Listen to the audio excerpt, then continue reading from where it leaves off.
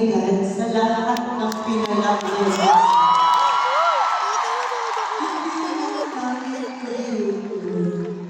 Pati po kayo na lahat ng nanonood ngayon. Katulad na sinabi ko ng round naman.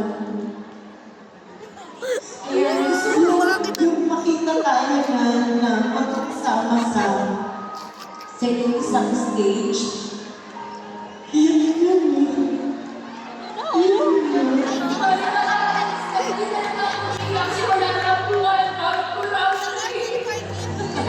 Inikala namin yung makeup namin.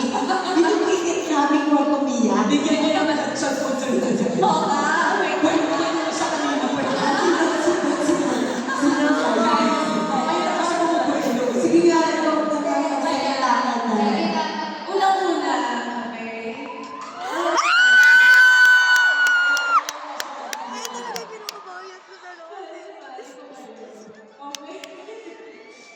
Lalo na sinabi ko.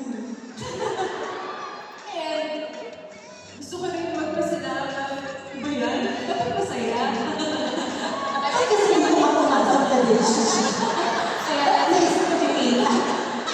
Ang hirap naman ng stage nyo, kailangan gumanon ako. Oo, pagkasalita ka, ay sipaikot, pwede. Stage namin. Namin. Ayan, gusto ko magpasalamat sa lahat ng pinalaki. Yes. Ayan, gusto ko magpasalamat sa simulan-simula until now. You supported and you love this day.